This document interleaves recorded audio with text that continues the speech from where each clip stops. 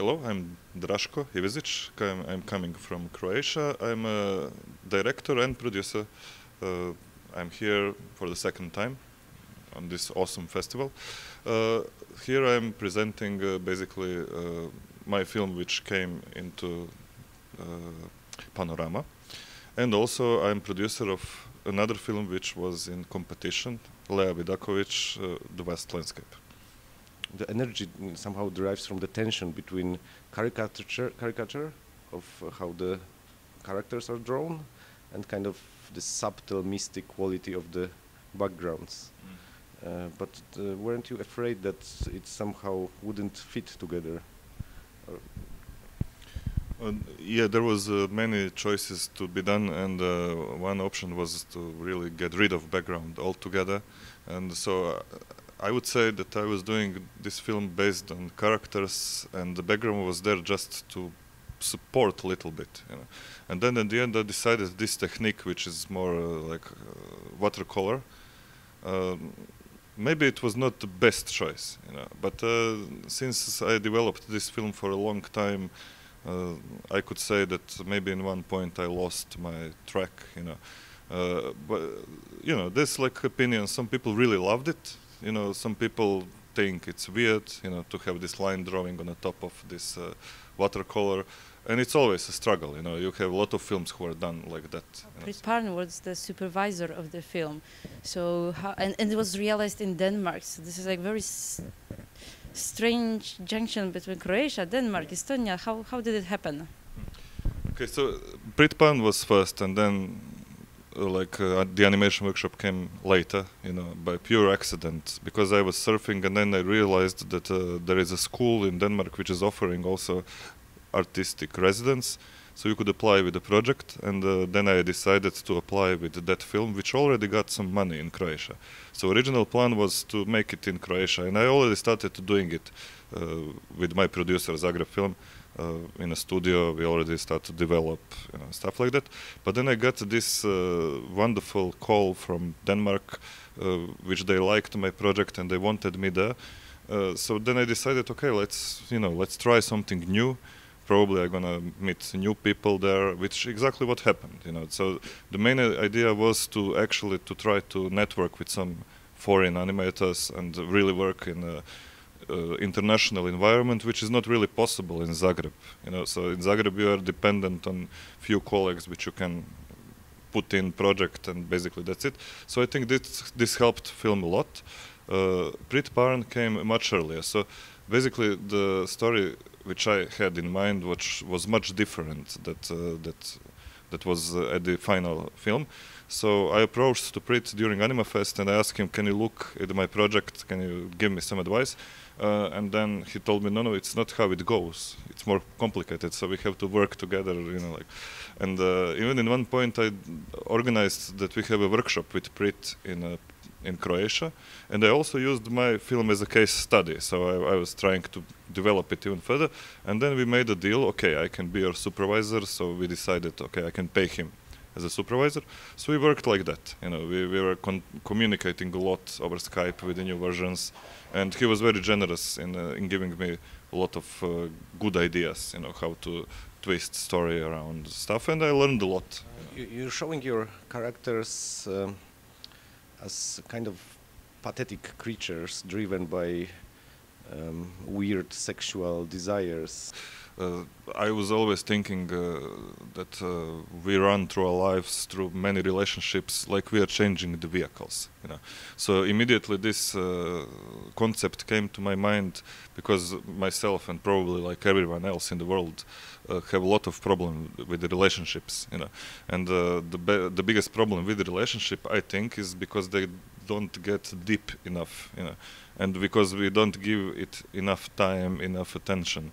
So it's like we are running from one relationship to another, so we are using this relationship as a vehicle through life. But so I just wanted to open these questions, you know, are we giving ourselves enough time or not? So it's all about time, because we are using vehicle to go from A to B. So if we treat another person as some sort of vehicle to go from A to B, then we're gonna end up to be really vulgar and, not really deep relationship, which ends up just being sex or even insulting each other. So that's why these characters are very cruel to each other. You can see moments when they're really cruel. There is a guy who is feeding a girl with a fish. So I really wanted to emphasize these moments, and then I wanted to put a contrast to see people who never met each other, and at the end they met and they just start to walk together. So maybe that's a possibility that they never step on vehicle. The point is that if you give yourself time, maybe you can actually learn about each other. So this opens possibility that this is not going to be just another vehicle. That this can become your true half. ATAC, which stands for producer for Alea Film, is basically like artistic organization for youth and alternative culture. So they didn't do films before. So I came there to offer them this collaboration since I know them and we worked together before. But they don't have ambitions to continue to do animation films. It was just available at the moment. So then later, when I came back from Denmark, I registered my company, Adriatic Animation.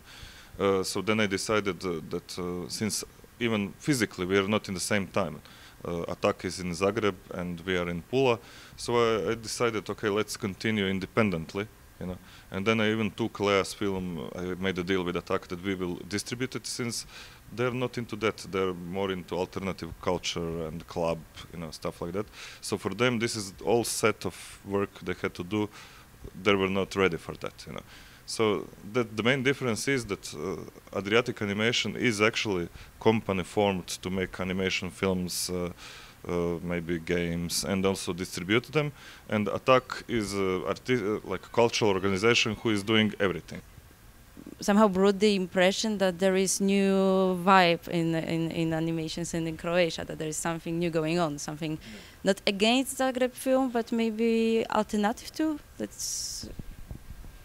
I think Zagreb Film is an organization which could work better on producing, because the thing is, like, since this is institution which is state-based, they tend to be very inert, let's say. So somebody pays for their salaries, so they don't have to fight for every penny, On the other hand, Bonobo and the like, and also Adriatic Animation, we have to fight for every penny, Bonobo, when they apply for a film, they have to think very, very clever ahead. Will they cover salaries? Will they cover the rent? That kind of thing. So that gives very strategic advantage to Zagreb Film. But this is just impression, because at the end, what counts is the quality. So that's why I think maybe when you are motivated, like Bonobo Studio is, and we are, to basically self-sustain your office, and also new artists, then probably you are very, very motivated to promote, to go everywhere, Because to me, almost never happened that the owner, not the owner, but the representative of the Zagreb Film was very involved in promotion of my film. It's very rarely that I saw him coming on festivals, see that. He doesn't have to do it.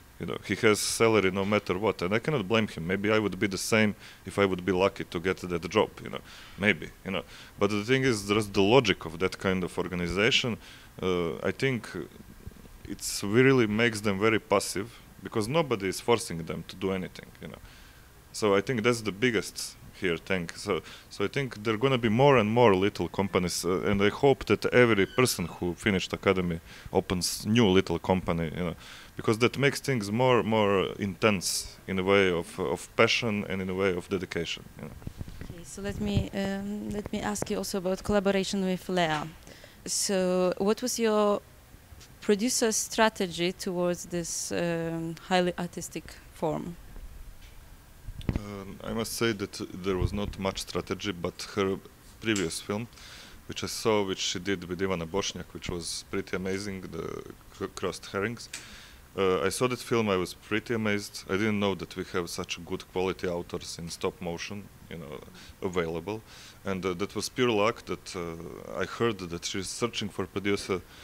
She didn't have anyone who wanted to apply at that moment, And then I contacted her and I said, do you need help, whatever.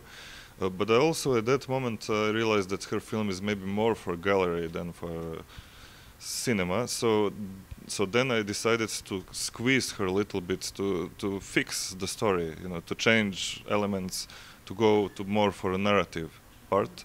I mean, film is still very contemplative when you saw it, but at least it has some lines of actions. It's like network narrative with 4 characters, 4 parallel stories, and so I think that was my biggest influence on her. I tried to find the angle for the audience, So what is it for the audience? And I think there is some content for the audience there. If you try to think about it, it is about this big landscape and how people tend not to communicate, to be very inside. And it's very Norwegian film, actually.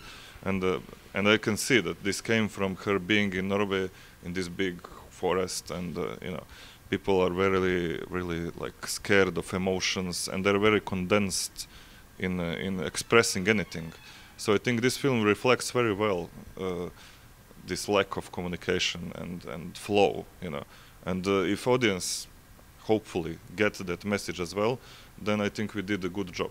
And I think visually is astonishing, Oh, yeah. So it's my second Animateka, and I really think it's amazing. I'm really sorry, Igor, that I didn't come before last year, because Igor was inviting me. We know each other for a very long time, and so last year was the first time, Animateka number 10, but I was always really excited about this festival, So I think, I don't know, I really love it.